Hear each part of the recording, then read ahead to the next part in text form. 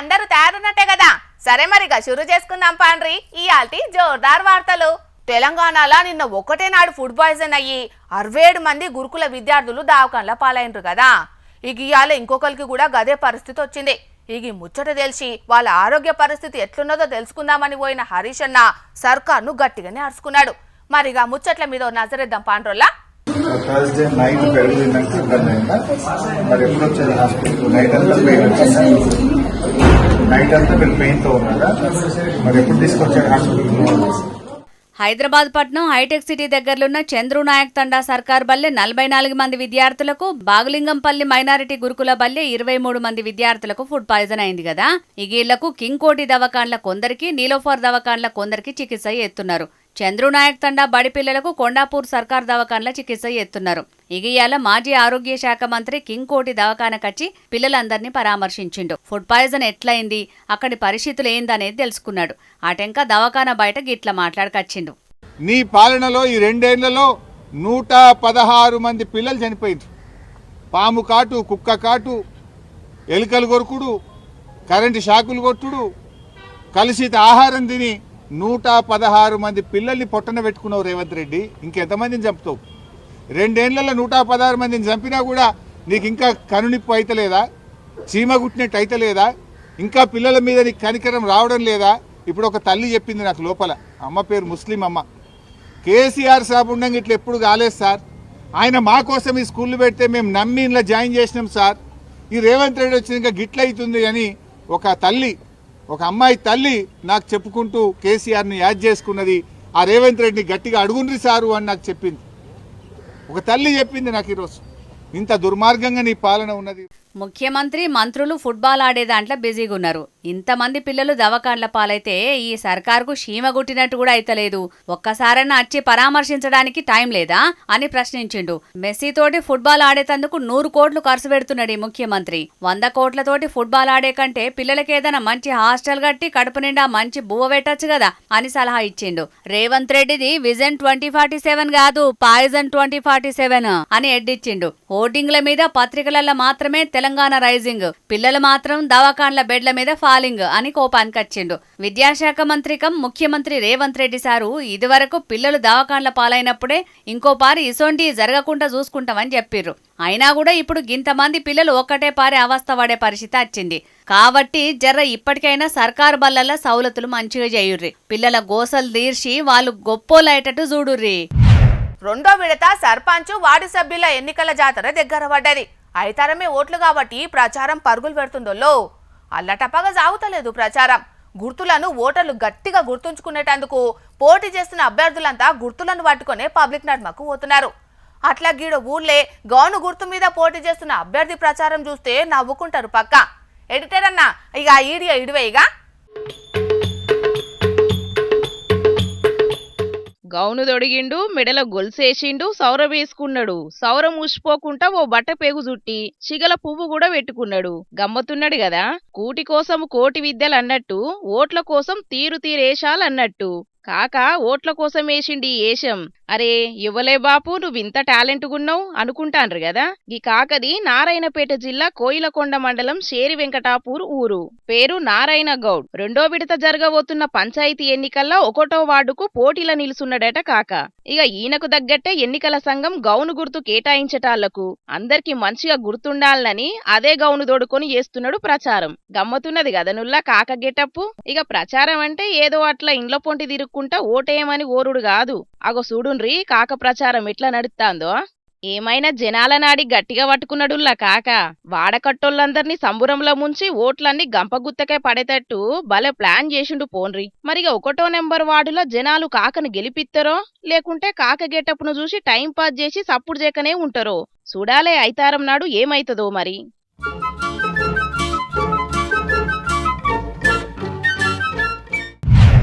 మన సిరిసిల్ల నేతన్న, చేనేత కళారత్న నల్ల విజయన్న పేరు తెల్వనోళ్ళు ఉండరంటే నమ్ముండ్రి.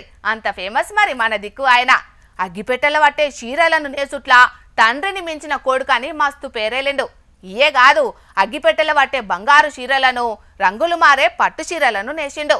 ఏంలాడ రాజన్న గుడిల అమ్మవారికి, విజయవాడల కనకదుర్గమ్మకు, తిరుపతి దిక్కు ఆలివేలు మంగమ్మ తల్లులకు బంగారు ఎండుతోటి అగ్గిపెట్టెల ఏమిడే చీరలు నేసి భక్తిగా సమర్పించి మొక్కులు తీర్చుకున్న ముచ్చట్లు కూడా మనం చెప్పుకున్నాం.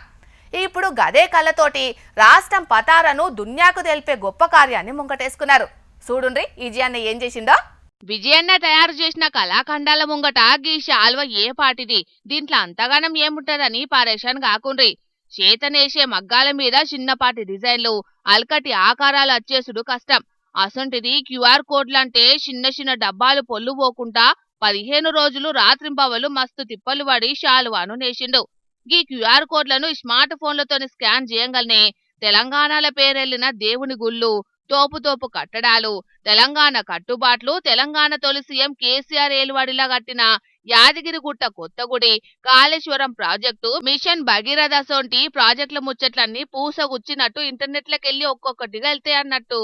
మరి ఇంత పతారున్న క్యూఆర్ కోడ్ శాల్వను ఎవరు ఆవిష్కరిస్తే మంచిగుంటదని బగ్గా ఆలోచన చేసి మాజీ మంత్రి కం సిరిసిల్ల ఎమ్మెల్యే కేటీఆర్ చేతుల మీదుగా పట్నంలా నందినగర్లున్న ఆయన ఇంటికాడ ఓపెనింగ్ చేసిండు. ఇక రామన్న చూసి మస్తు ముర్చి పోగు బంధంతోని ఫోను బంధం ఏర్పడ్డదని విజయన్న కళాత్మకతను తారీఫ్ చేసిండు. చేనేత శాల్వతోని సత్కరించిండు. విజయన్న మగ్గంలకెళ్లి తెలంగాణ పదార వెంచేటి ఇంకిన్ని ఉట్టుకరావాలని మెచ్చుకున్నాడు. మన జోర్దార్ వార్తలు చూసే జనాల తరపున కూడా శనార్థులే అన్నా నీకు. మరిగా రామన్న చెప్పినట్టు నువ్వు ఇసొంటి ఇంకిని నేసి దున్యాలనే పేరెళ్లాలనే. మళ్ళొక పారి మన జోర్దార్ తరపున కూడా నీకు ఆల్ ది బెస్ట్ అన్నా. జోర్దార్ వార్త పబ్లిక్. ఇప్పుడు మా రాముల తాతను పిలుద్దాం. తాత ఏందయ్యాటి వార్త? గుంజురా గుంజు ఏ నుంచి చిల్లర వాళ్ళ నోళ్ళ మన్ను కొట్ట వంచేలు కానీ ఇంటెనకకు పోయినరా గంతే. 10 మంది బెలుగులు కదా మీద పడ్డట్టు పడి ఏమో గుద్దులు గుద్దిర్రా. వాళ్ళ చేతులకు జట్టలు పుట్ట అబ్బాబ్బా గట్ట గుంజితే ఏమరా పొడ చేయి కలుక్కో అన్నది. నిమ్మలంగా గిట్ల నిమ్మలంగా గుంజు అన్నట్టులేనా నేను? ఏమో గట్ల ఆయి పెట్టి గుంజుతా ఏళ్ళు చచ్చిటాడు గుంజుతారవడన్నా.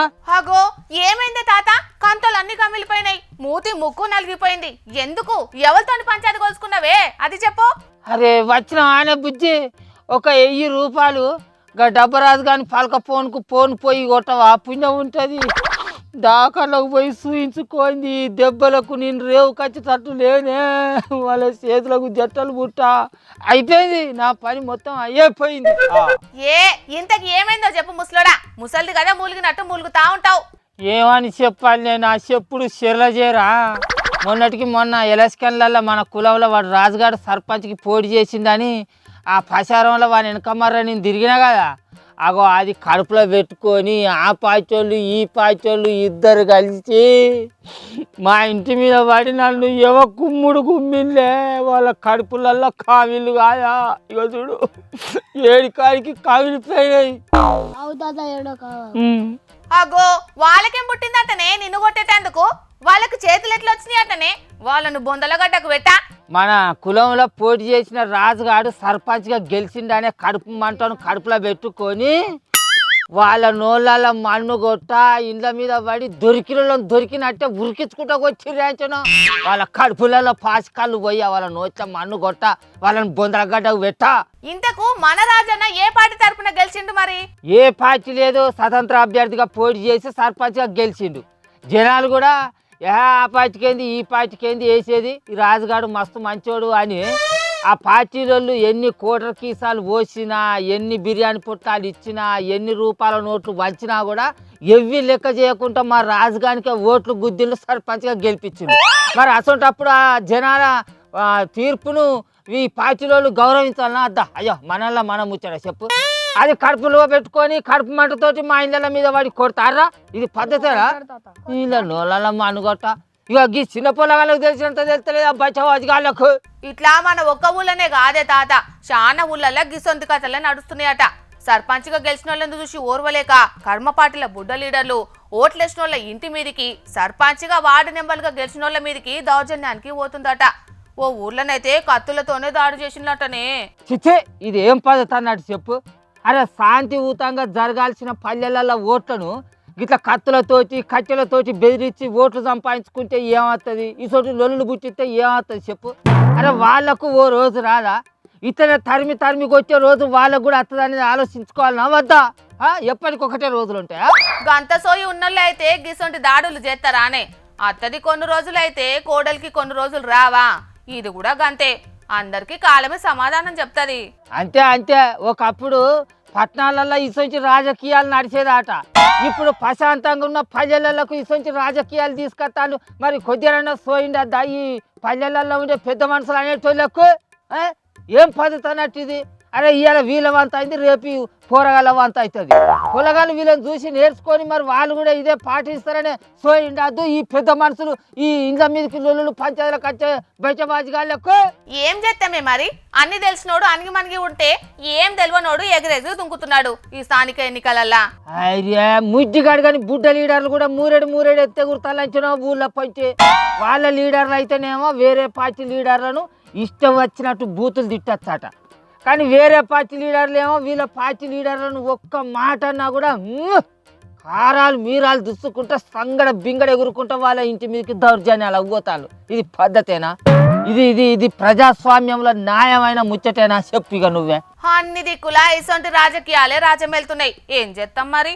అరే నాణ్య సూర్య రాజపిల్ల, అసలుకైతే నా పైన ఏంది చెప్పు? ప్రజల పచ్చాన నిలబడి ప్రభుత్వాన్ని నిలదీసి ప్రశ్నించుడు, అంతే కదా? అట్లా అడిగినందుకు ఇక నువ్వు ఆ అవతల పార్టీలకు సపోర్ట్ చేస్తున్నావు కదా, నువ్వు వాళ్ళ తరపునే మాట్లాడుతున్నావు కదా, అందుకే మా సర్కారును ప్రశ్నిస్తాను అని అంటాను. ఇది ఏం పద్ధతి అన్నట్టు చెప్పు? అంటే సర్కారును ప్రశ్నించినోడల్లా ఇక అవతల పార్టీ వాళ్ళు దొంగలు లంగలు బచ్చబాదులా? ఇదేనా పద్ధతి? నిన్నేందే తాత నన్ను కూడా అంటున్నారే. కానీ ఇసొంటోళ్లకు ఎప్పుడు బుద్ధి వస్తుందో ఏం పాడోనే. నమ్మి ఓట్లేసినప్పుడు సర్కారు మనకు పనులు చేయాలి అని వీళ్ళు వాళ్ళు ప్రశ్నించాల్సింది పోయి ప్రశ్నించేటోళ్ళను మాటలంటే ఏమొస్తుంది చెప్పు?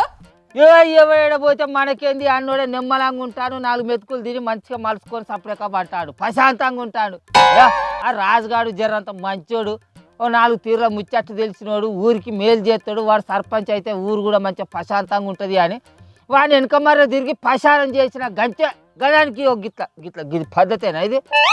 ఏమవుతుంది చెప్పు? సరే సరే, నేను ఆ డబ్బరాజన్నకు 1000 రూపాయలు ఫోన్ పే చేస్తా, పోయి దావకాన్లు చూయించుకోపోవే. తాత అక్క డబ్బులు పంపించింది కదా, నీ 1 మందును మాకు చాక్లెట్ తీసుకురా. దౌడమిచ్చాలి వీకితే దౌడపల్లని రాలే పోడా. ఎల్లికి ఏతు అయితే మళ్ళీకి మండింది అన్నట్టు నా కట్టాలి, నాకుంటే మీకు సాక్లెట్లు కావాల్సి వచ్చిందారా? వికురించాలి. అరే దారా మిషన్ కాల్ చేయని నొక్కితే 1 రూపాయి కూడా చూసినావా ఈ పోరగాళ్ళు చల్లగుండా? వీళ్ళు కూడా అట్లా తయారవుతారు అంచనా. పెద్దోళ్ళని చూసి ఇక పొలగాళ్ళు కూడా అట్లా తయారవుతారు. వాళ్ళకు పైసలు ఇత్తనో ఇవ్వాలట, లేకపోతే ఒక వాడు అట్లా అనుకుంటా పోతాను వీళ్ళ నోళ్ళమ్మ అనుకోట. ఇక పెద్దోడే గసోని తప్పులు చేసినప్పుడు చిన్న పొలగాళ్ళని వాళ్ళని చూసి పోతే తయారు కారా? అయితే కానీ ఏ పొల 1000 రూపాయలుగా ఫోన్ పోయి కొట్టే డబ్బరాజు కానీ పొలక ఫోన్కు నీ దాకాండకు అనే శాతం అవుతుంది. చిన్న ఇక రారా. ఫోన్ పే చేసినా గానీ పో ముసలోడా. చూసిండ్లు కదా పబ్లిక్, మొదటి విడత ఎన్నికల ఫలితాలు వచ్చినాక ఇగో చాలా జాగల్లా గిదే కథ అవుతున్నది. ఓటమిని తట్టుకోలేక గెలిచినోళ్ళ మీదికి, వాళ్ళను గెలిపియడానికి తిరిగినోళ్ళ మీదికి లొల్లులు జాడాలకి పోతున్నారు. రాజకీయాలల్లా గెలుపు ఓటములు సహజం. ఓడిన ప్రజల కష్ట సుఖాలలో భాగమైతే ఇవాళ ఓడగొట్టిన ప్రజలే మళ్ళా ఏదో ఒక రోజు గెలిపిస్తారు. కాబట్టి గెలిచినోళ్ళు ప్రజలకు సేవ చెయ్యండ్రి, ఓడినోళ్ళు ప్రజల మధ్యలోనే ఉండుండ్రి. అంతేగాని ఇట్లా కక్షలు పెంచుకొని లేని లొల్లులు మోపు చేసుకోకుండ్రి, సరేనా? నకిలీ నోటు అసలు నోటు ఒక్క పోలిక నుండు. చూడ రెండిటి జాడలు వేరు. అసలు నోట్లల్లా దొంగ నోట్లే వేరయ్యా. విశ్వదాభిరామ వినుండ్రోల్లా జోర్దార్ వార్తలు చూసేటి జనాలు. ఇంతకి ముచ్చటైందంటే బోసి నవ్వుతున్న గాంధీ తాత బొమ్మ. హిందీలా ఇంగ్లీషులా రిజర్వ్ బ్యాంకు పేరు, reserve bank Mudra, reserve bank governor సంతకం. 500 నోటని తెలిసేటట్టు పచ్చ రంగుల 500 అంకె. అచ్చం నిజం 500 నోటు లెక్కనే ఉన్నది కదా. అచ్చం ఉండుడేందంటారా? ఎందుకంటే ఇది అసలు నోటు కాదల్లో, నకిలీ నోటు. ఇగో తేడా చూడుండ్రు మీరే. అగో ఆ పై బాజున్నది అసలు నోటు, కింద బాజున్నదేమో నకిలీ నోటు. కనిపెట్టిండ్రానోల్లా తేడా?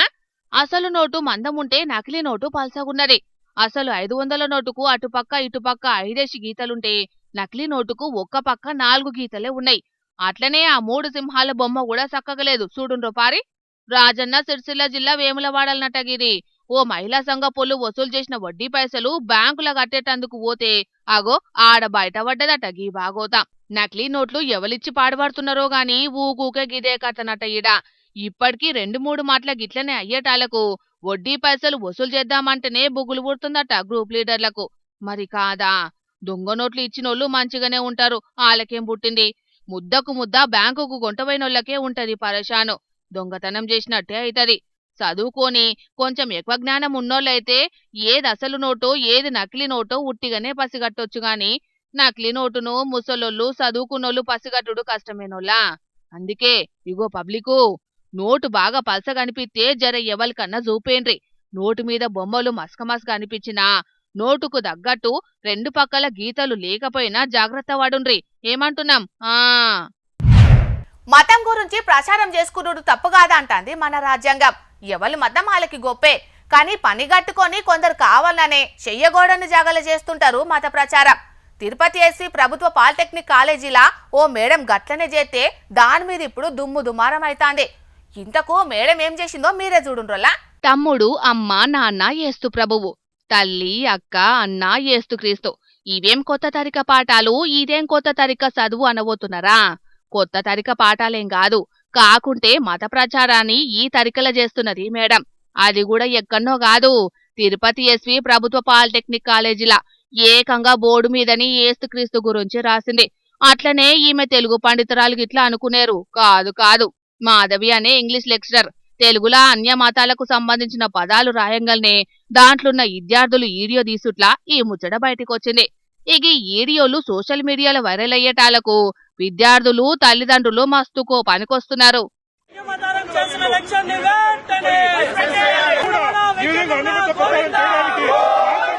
ఇగి ముచ్చట మీద ఇప్పటికైతే కాలేజీ యాజమాన్యం ఏం స్పందించలేదు. కానీ మరీ గింత అధ్వానంగా కాలేజీలనే గిట్ల అన్యమత ప్రచారం చేసుడు, అది కూడా ఏడుకొండల వెంకన్నస్వామి పేరు మీదున్న కాలేజీలా. ఎదుటోళ్లకు ఇష్టం లేకున్నా బలిమీకి వాళ్ళ మీద మతాల గురించి రుద్దుడు మాత్రం అసలుకే మంచిది కాదు. మరిగా పొరపాట్లు జరిగినాక విచారణలు చేసేదానికంటే ముందుగానే జాగ్రత్త పడితే మంచిది. కాబట్టి ఇప్పటికైనా ఇంకో పారి ఇసొంటి జరగకుండా చూసుకుంటే అందరికీ మంచిది. మతాల మధ్య పోరాటాలు లేకుంటుంటాయి. అట్లా ఉండేటట్టు చర్యలు తీసుకోవాలని హిందూ సంఘాలు, విద్యార్థి సంఘాల నాయకులు డిమాండ్ చేస్తున్నారు. చూడాలి మరి అధికారులు ఏం చేస్తారో. ఇక తెచ్చిన వార్తలన్నీ అయిపోయినాయి. ఇవుల్లా ఇయాల్టి జోర్దార్ వార్తలు. మళ్ళొచ్చి జోర్దార్లా మళ్ళా కలుద్దాం. అప్పటిదాకా చూస్తూనే ఉండుండ్రి హెచ్ఎం టీవీ. అట్లనే ఇంకిన్ని మంచి మంచి వార్తల కోసం హెచ్ఎం టీవీ యూట్యూబ్ ఛానల్ని సబ్స్క్రైబ్ చేసుకోండి. ఇసొంటి ముచ్చట్లు ఆడ మస్తుగుంటాయి. అన్ని ముచ్చట్లు మీ దాకా చేరాలంటే తప్పకుండా గంట కొట్టుండ్రి, లైక్ చేయండి, ఈ ముచ్చటను మీ దోస్తులకి షేర్ చేయండి. ఏమంటున్నాం? సరే మరి, టాటా.